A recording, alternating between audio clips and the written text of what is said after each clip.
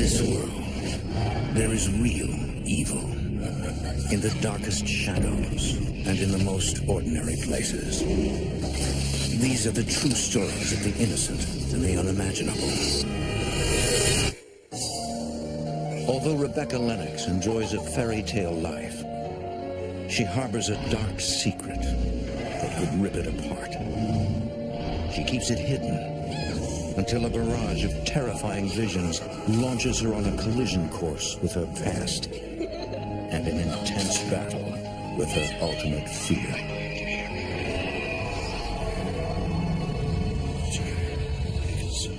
Between the world we see and the things we fear, there are doors. When they are opened, nightmares become reality.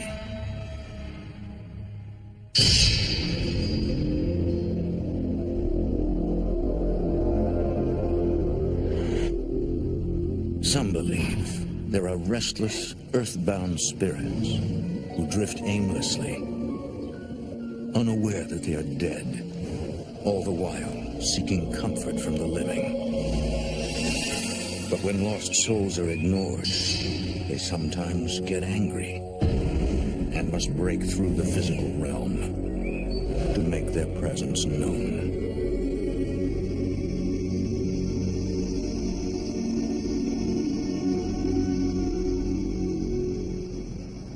Some of the participants of this program appear in shadow to protect their privacy. She was an angel.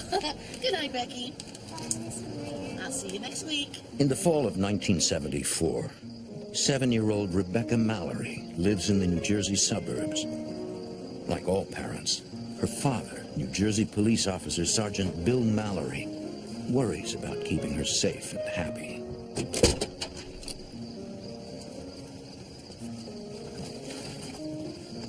Mr. Mallory! Can't forget this little guy. Hi, Papa.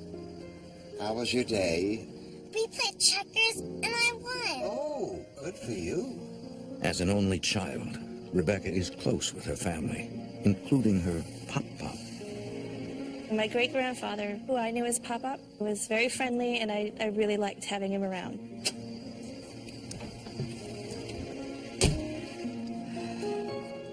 Buckle up, honey.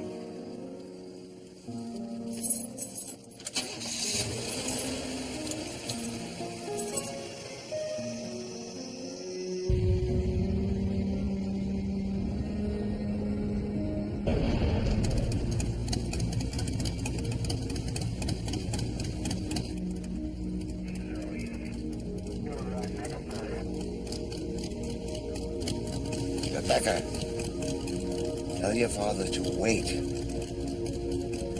Dad, don't go.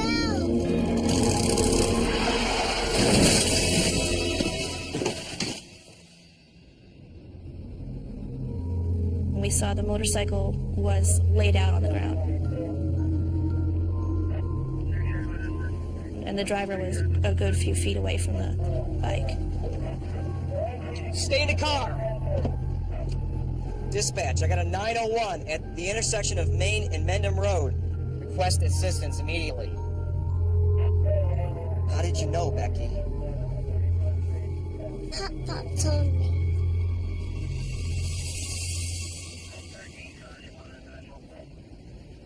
Honey, Pop-Pop has been dead for 5 years. He died when I was 6 months old. My Pop-Pop being in the back seat was actually normal. The accident happening in front of me was what upset me. Okay? It's gonna be okay. It was a scary experience for a 5-year-old to see a motorcycle accident happen just, 10 feet away.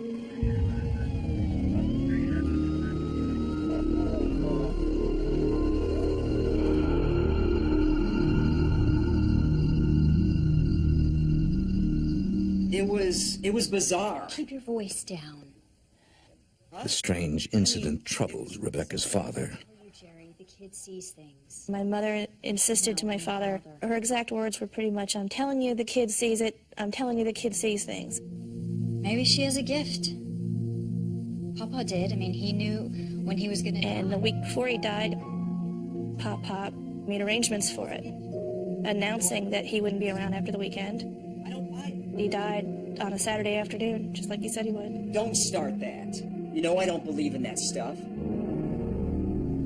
It made me feel like a little liar.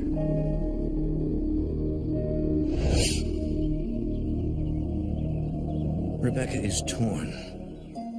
She loves her father. Pop is her best friend. I think that's a splendid idea. Pop would come to me often during the day, and he would sit and we would play. And I never wanted him to leave. They should go in the, bedroom. This is a rocking chair. It can go in the living room, the bedroom, or the attic.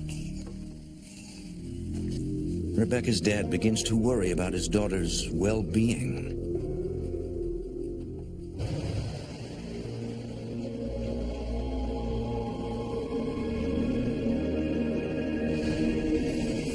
Over the next year, Rebecca grows into a well-adjusted young girl, but continues to see spirits that others cannot see.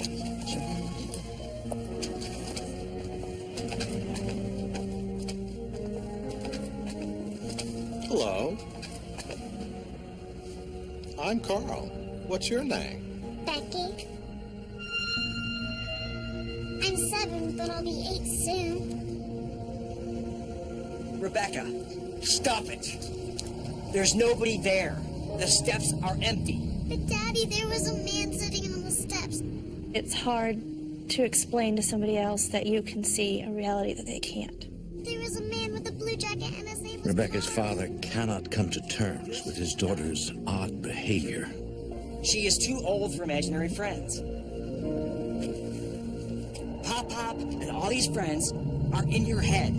But Daddy, I see them. Then just block it out. Just block it out. It was upsetting for a child to have your father yell at you for something that you can't help. Light turns blue. There's no switch that I can turn off and on. And that was probably the day that I started realizing that I had to hide it.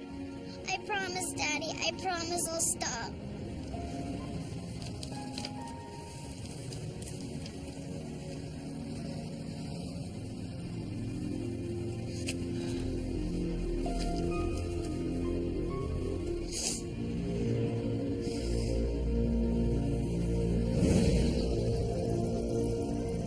In my teenage years and early 20s, I just kept it completely to myself. If I saw something that nobody else saw, I would just look away and carry on as if I didn't see it. Rebecca gets married in 1995, and years later suffers through a bitter divorce.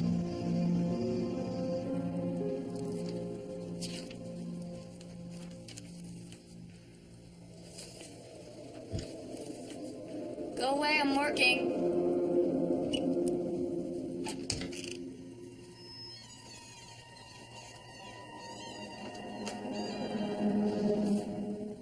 What's up? I'm scared. I want to sleep in Tim's bed. Oh, and what does Tim want? I want to sleep with you. Okay, get in.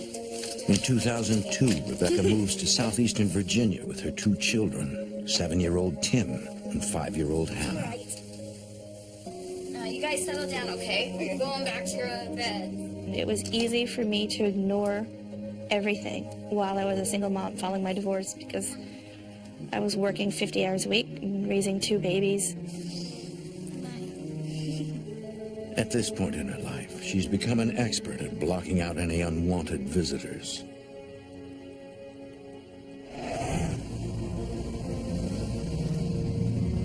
Between a demanding work schedule and raising 2 children, Rebecca makes time for fundraising at a local children's hospital. Thank you for coming. Your name? Daniel Lennox. In early 2003, Rebecca meets Daniel Lennox, a successful dentist in the area. I can never get these things hooked. Here, let me. The two feel an immediate attraction. Thank you. of Rebecca. Thank you. I was engaged to be married when I met Rebecca, and we really hit it off, and I ended up breaking off the engagement, and we started dating. What?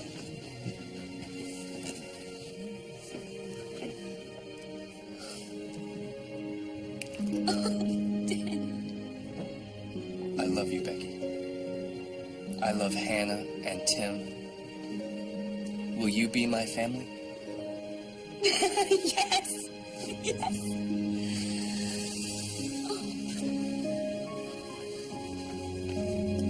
Oh, Dan. It's beautiful. Oh, I love you so much. They marry right away, eager to start their lives together.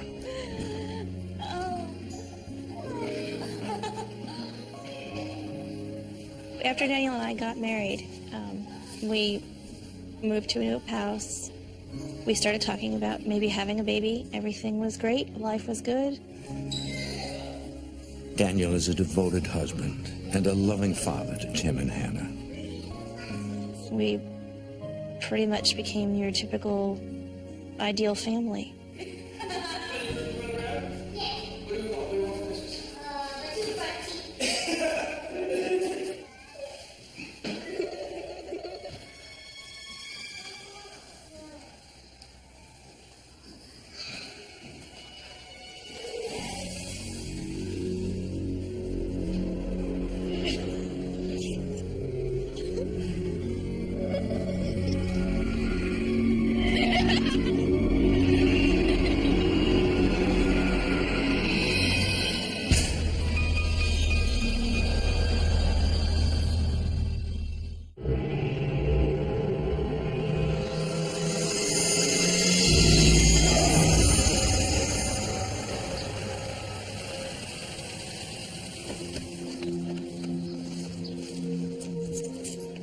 Weeks later,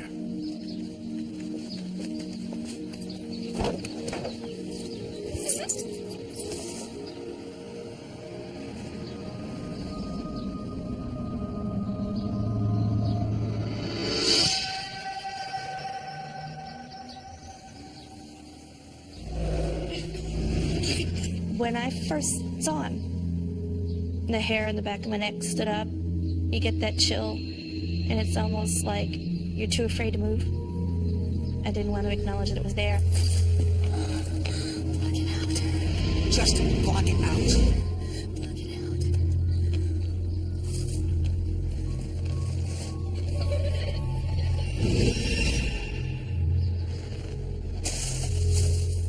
I couldn't choose not to see him. He was there regardless. Rebecca is terrified. For some reason, she cannot block out this spirit.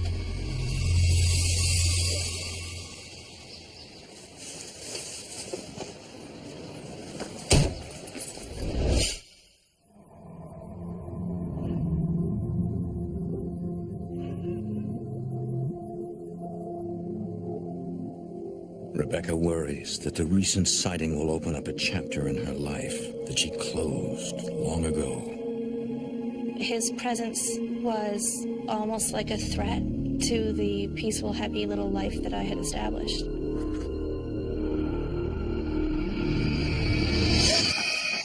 Hey, Mom, can I watch TV? You know what? Dinner is almost ready, so go wash your hands, okay?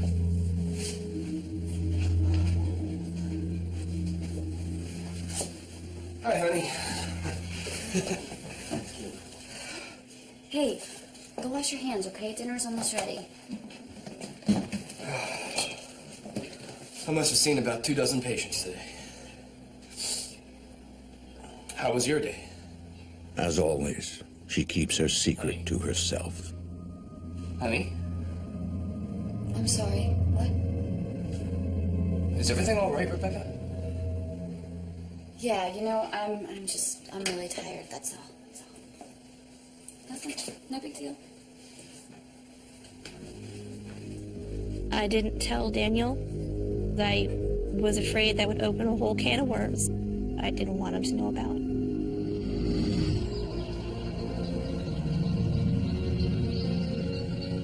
As the days go by, Rebecca hides her fears and tries to keep things as routine as possible for her family.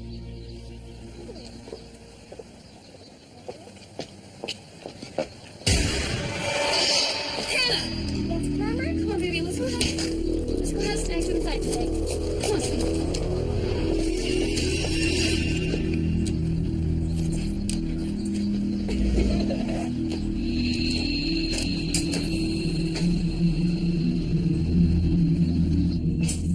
Just have a seat at the kitchen table.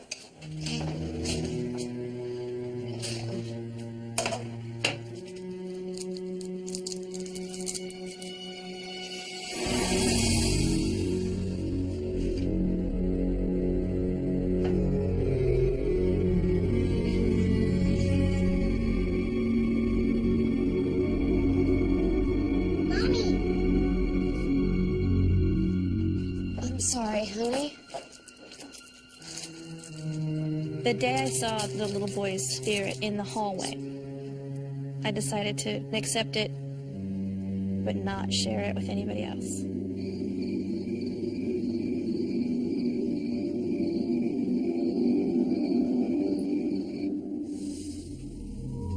Daniel senses that something is bothering Rebecca. I knew that if I pushed too hard, that she might just close up and not tell me anything. So I figured, you know, she'll tell me in her own time.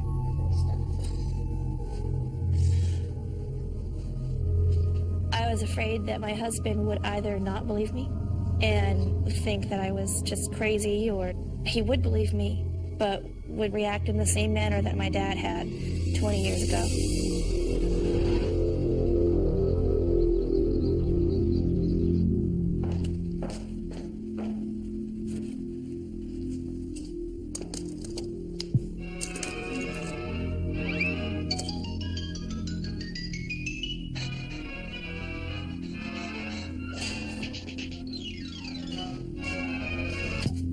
Over the next few weeks, the young boy appears almost daily.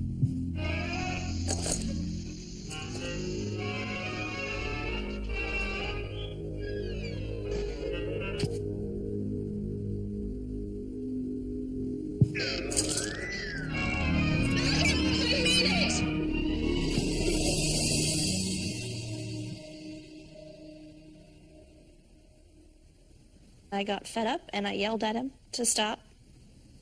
And then I felt terribly guilty for yelling at a child.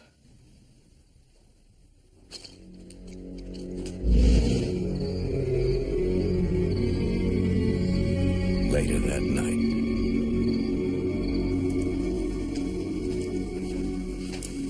You going to bed? Yeah, I have an early morning tomorrow. Don't stay up too late, okay? I'm right behind you. Promise. Love you. Love you too.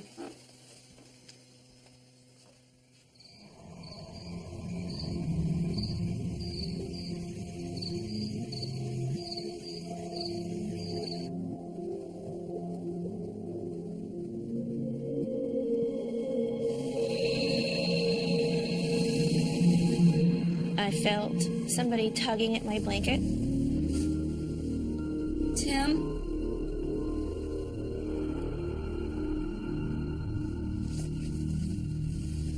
I sat up, thinking it had to be my son, but there was nobody in the room.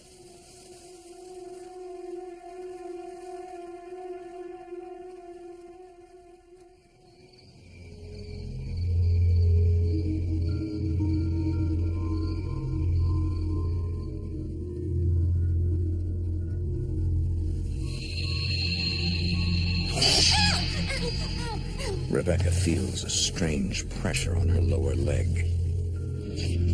I heard the boy. He was giggling, not a sinister giggle, nothing evil, just like a little kid would giggle.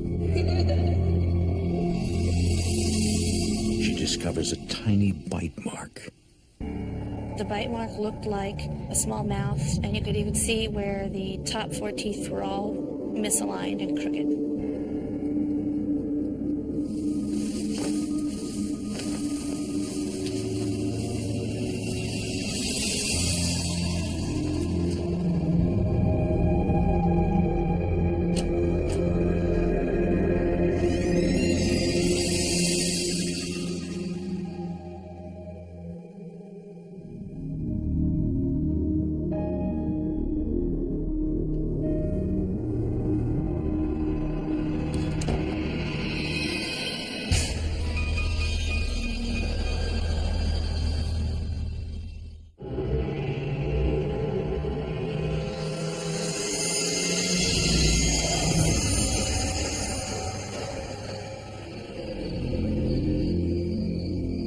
the first time in her life, Rebecca is faced with an unimaginable revelation. Being actually physically bitten took it to a whole new level. My entire life, no matter what I saw, what I heard, no being had ever actually touched me. To know that they can touch you was terrifying. Couldn't sleep without me, huh? I was afraid of what my husband would think if I told him. Rebecca? What does this look like to you?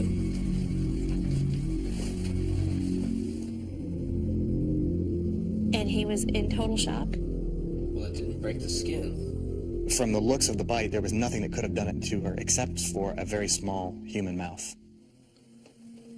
Did one of the kids bite you? No, they're both asleep. I think it was something else.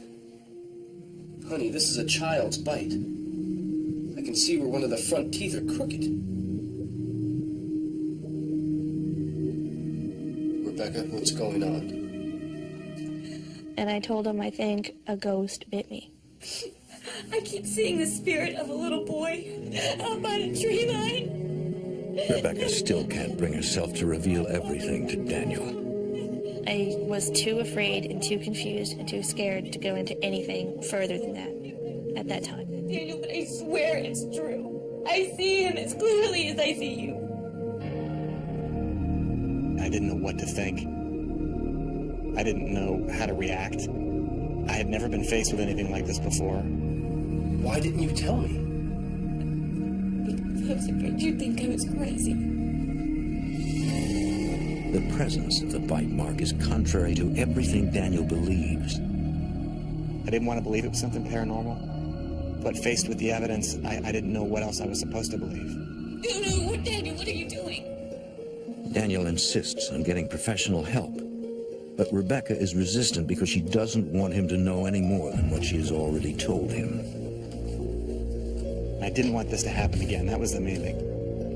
I wanted answers, and to that end, to protect my family, the only thing that I knew to do was to contact somebody that knew more about these things than I do.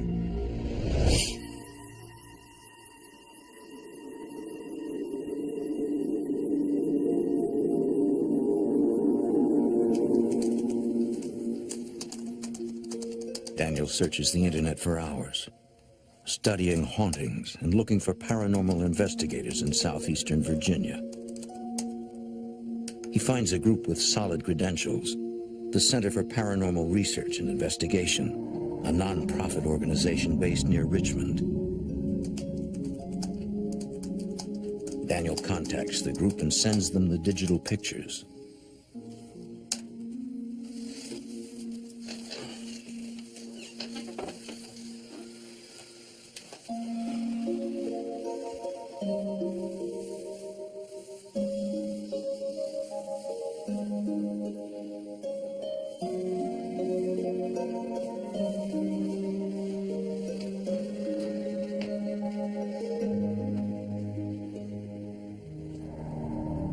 According to Daniel's research, some hauntings can be resolved by simply ordering the spirits out of the house. He is willing to try anything. I don't know who you are or what you want, but I want you out. Leave my family alone.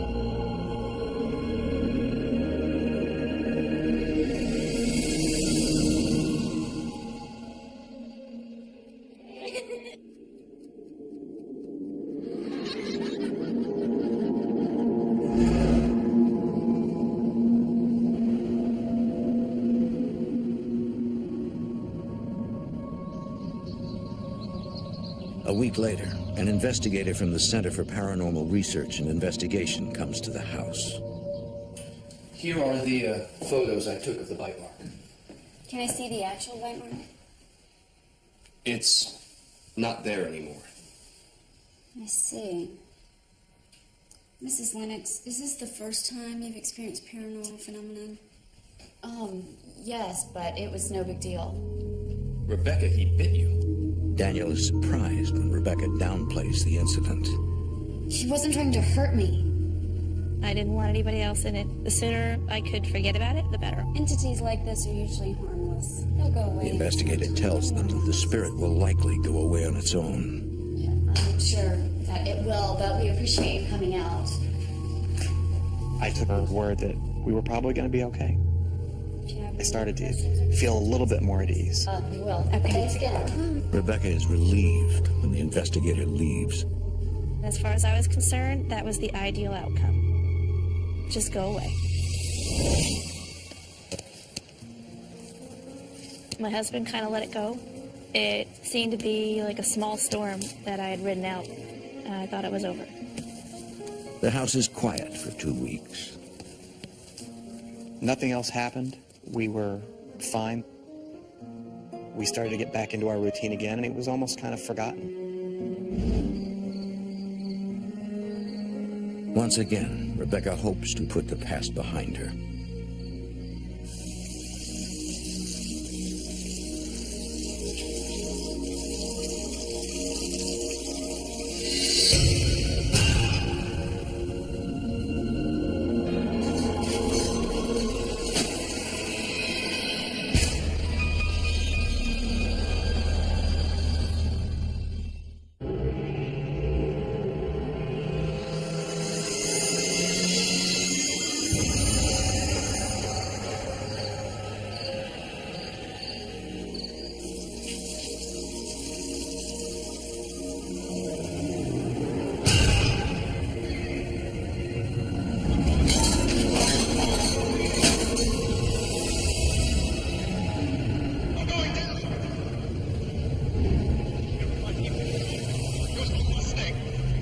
I started hearing the male voice, and it was almost as if he were in the kitchen.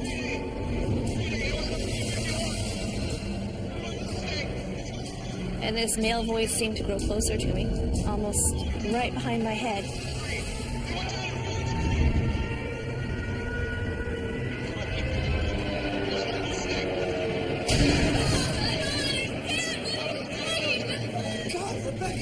She's visibly very shaken. And she kept asking me, "Don't you hear him? Don't you hear him? Can't you hear that?" And I said, "No, I don't hear anything." And I didn't.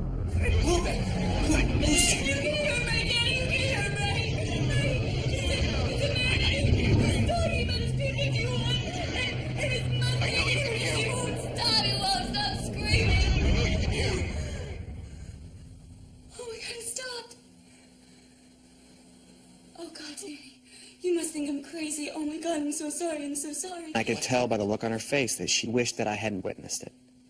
Maybe she thought I was going to leave her, and that never really crossed my mind. Are you sure he said P-51 and Mustang? Yeah, why? I said a P-51 is a military aircraft. It's an aircraft from World War II, and they also flew in Korea. I said, "What's this all about?" Daniel is confused. Rebecca knows nothing about World War II planes. Mommy! Mom, what's wrong? Nothing, honey. Mommy and Daddy were just talking about something a little too loud. Okay, but hey, who wants some ice cream? Relax, I'll get the ice cream. Yay! I want sprinkles! Okay.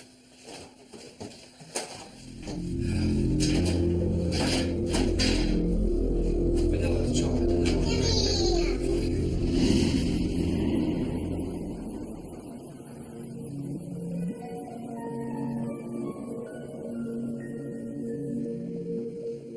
Not sure what to do. Daniel searches for any information he can find on P-51 aircraft and possible crashes in the area. When Daniel was trying to come up with some kind of logical explanation as to what had happened, I was thinking, oh my God, he is going to completely demand that I go see a psychiatrist, and they're going to medicate me, and that's the end of that. This is over. Does this picture mean anything to you? No, nothing at all. Rebecca's relieved that Daniel believes her, but she refuses to dwell on the incident. She just wanted to kind of close the lid on it and not talk about it and not deal with it. I was upset and angry because I couldn't fix this problem and I couldn't help her. In the days that follow, Rebecca starts to withdraw from Daniel. Hey, Hannah, open it up wide so you can get the leaves in. Good. I was afraid that I had just begun a downward spiral.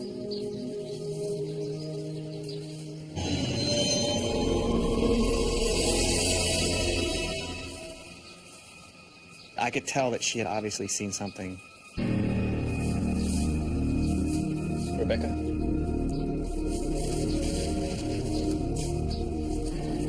Did you see something? No. Are you sure?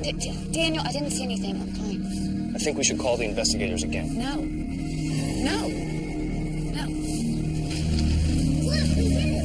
Good job, guys. Come on, let's bag it up.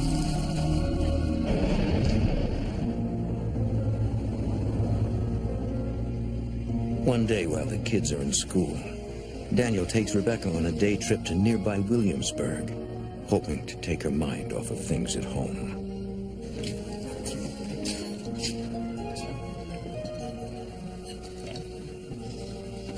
So have you guys decided, or do you need a few more minutes? Honey? Oh, I'll just have what you're having. Rebecca is despondent and begins to wonder about her own sanity.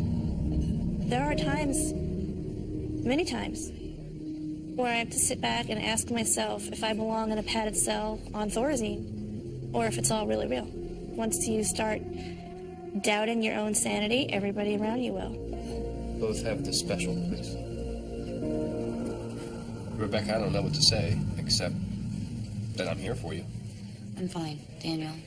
Okay, I'm fine.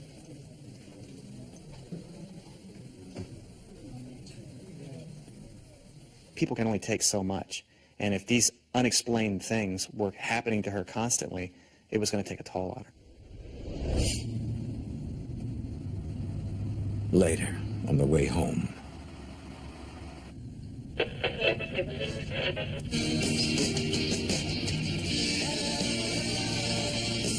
My name is Elizabeth Pratt Jones. Rebecca hears the voice of an old woman. Daniel hears nothing. Where is my china? Where's my receipts? Where are my receipts? You can't do this to Rebecca? me. I want my... Are you hearing something? Here in the car? Just write it down, okay? Elizabeth Pratt Jones. Oh, write this down too. She said her property was taken from her and it was unfair and she was not to tolerate it. That the magistrate didn't listen, sold her slaves at auction, and she didn't see a penny of it. I was completely and utterly stunned. And I thought to myself, she hasn't told me everything. And it was at that point that I realized that she was really the focal point of all this.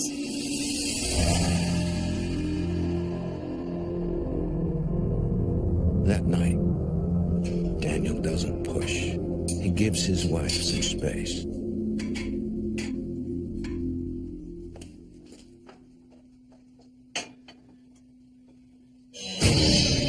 My name is Elizabeth Pratt Jones. Rebecca is stunned. The woman she heard in the car is now in her home.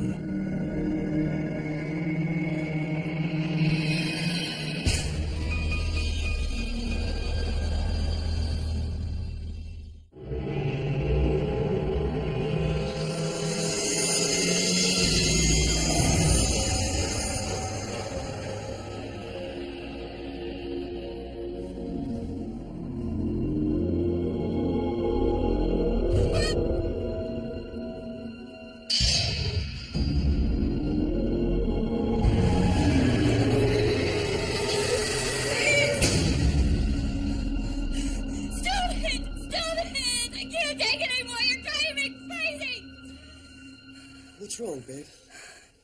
They won't stop, Daniel. Even when I'm asleep, they won't stop. Beth, listen to me. Either we move out of this house, or we call the investigators. It's your choice. Call the investigators. Tomorrow. It was a huge turning point for me. I was tired. of keeping it to myself.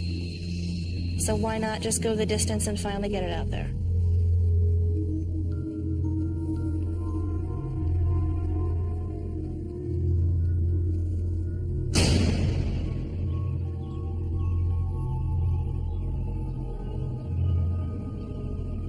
In the morning, Daniel calls back the Center for Paranormal Research and Investigation.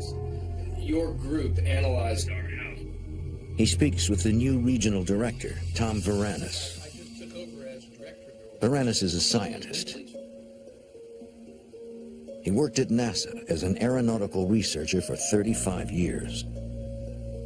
My work with NASA gave me a good, solid background in studying scientific research. What we are looking for is the possibility of proving paranormal activity does exist through instrumentation and through scientific research. Varanus agrees to meet with the couple and run a few tests on the property. Is Thursday convenient? The sooner the better. I'll be there around 7. Thanks.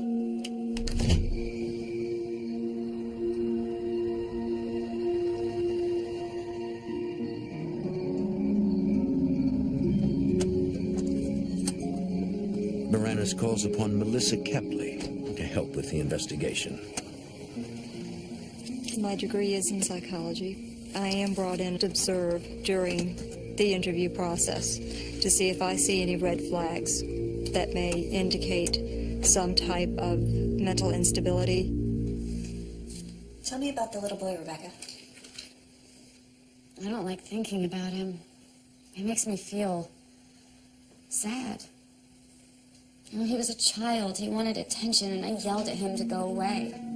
I believe Rebecca and Daniel wanted some type of physical verification that what she was experiencing was in the environment, that it was not in her head. Did he frighten you? No, the only thing that really scared me was that I could see him, but nobody else could. The one that I was shocked that Rebecca was revealing as much as she was to the investigators.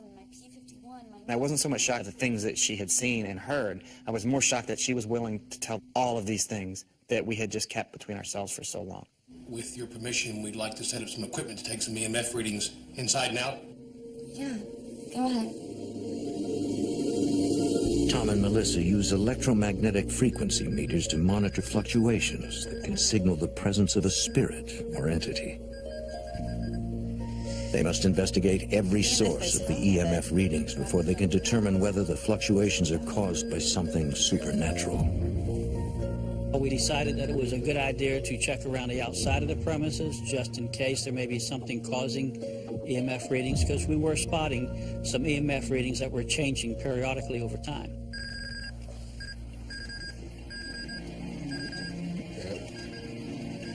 They quickly realize that the fluctuations are due to an air conditioning unit. Power cable's buried. Supplies the whole house.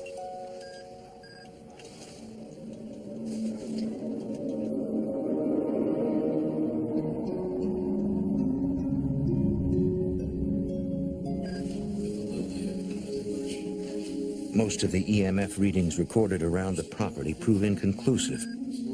So Tom and Melissa try using a compass. EMF readings can be done with a compass. A compass will pick up a magnetic field and will cause it to move.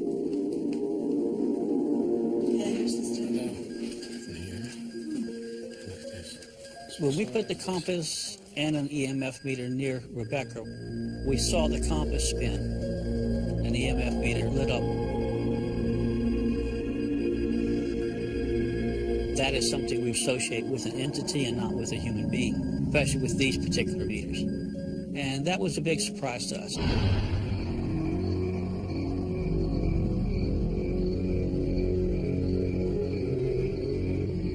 Didn't get any indication that the house is haunted, per se. However, we did get some high EMF readings in the hallway, especially near Rebecca. Rebecca, have you told us everything?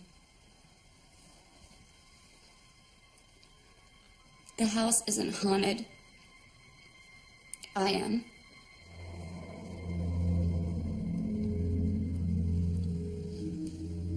I've seen entities, spirits, whatever you want to call them, ever since I was a little girl. I did tell him everything, from my great-grandfather as a young child in my room, to the accident, straight on up to the pilot. Ever since we moved in here, I haven't been able to ignore these things like I used to. And when I couldn't ignore the little boy, and then I couldn't ignore the pilot, and then Elizabeth, I panicked. I was finally able to say, there it all is. There's everything. And now I don't have to hide anymore. It was a huge relief. Do you think I'm crazy? We were convinced that we weren't dealing with someone who was mentally unstable and that we weren't dealing with a hoaxer. We were dealing with someone who legitimately had experienced something. Why haven't you told me any of this before? I'm sorry, Danny. I was just so afraid you'd think I was crazy.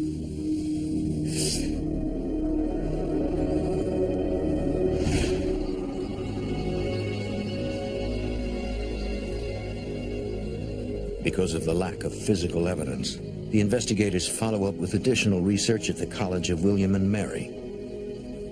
We had to take the information that they had shared with us and then investigate that on a historical side. Did these people actually exist that she claims she has talked to? If we could prove that they existed, now we had something that was quite interesting to everyone.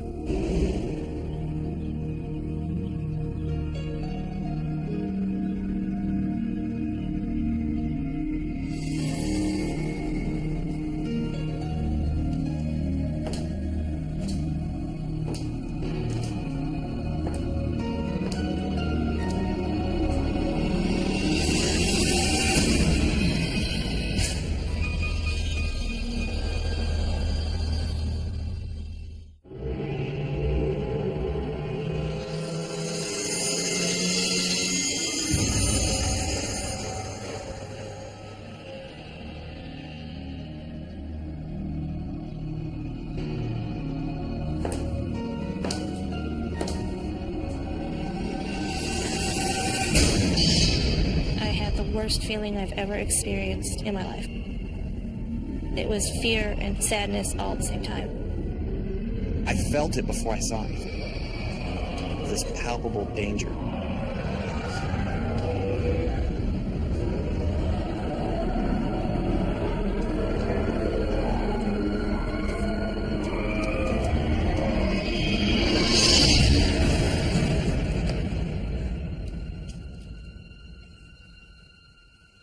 As it passed out the door, the feeling of dread went away.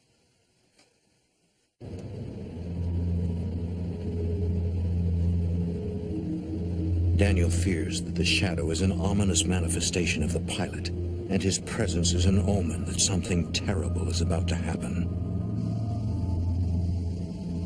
The Lennox family soon moves to a new home on the other side of town. For the next couple of weeks, things are peaceful.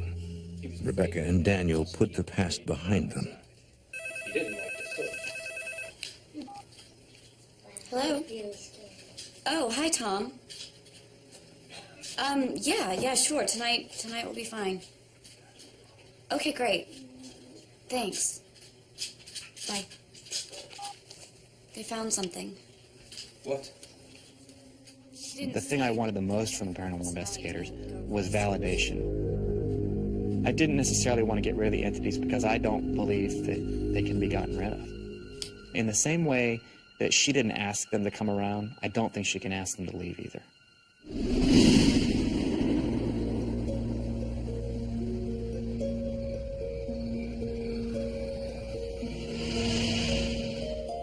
That night, Rebecca and Daniel meet with the CPRI team.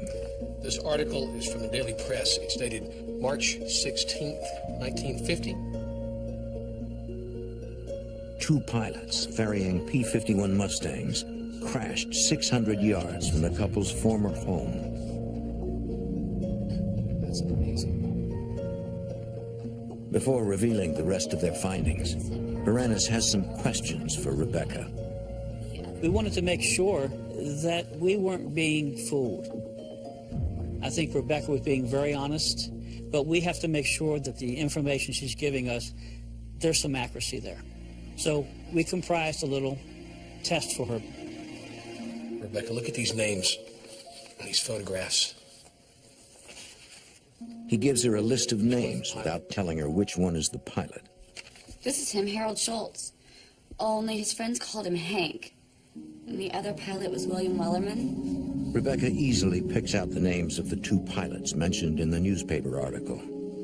It was a moment of just shocking revelation that, my gosh, she just had a list of 20 names. She picked 2 out, and she even gave more information than what they had given her.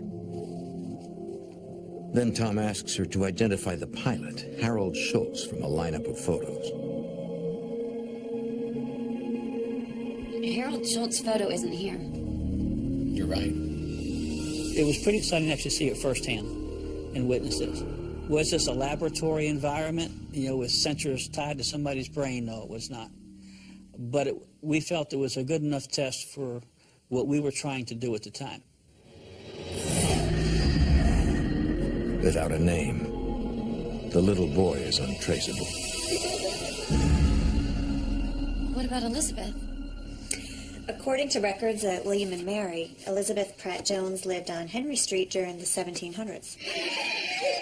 Her husband was a failed businessman, and the state confiscated the family's property to cover their debts. It seems that Rebecca's supernatural gift attracted Elizabeth in Williamsburg, over 30 miles from Rebecca's home. I'm not crazy. I'm not crazy. It's a huge relief, but it's still really hard to overcome that fear of coming out of the closet, so to speak, with this.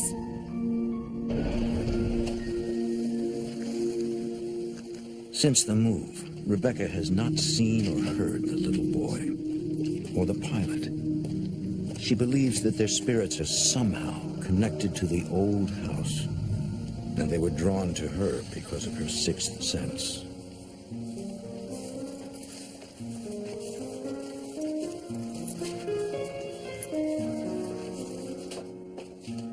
Over time, Rebecca learns to accept her gift.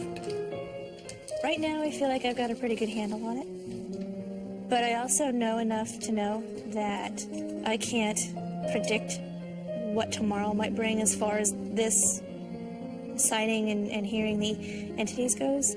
I could see one tomorrow. I could see one as I'm walking out to my car to take the kids to school. You never know.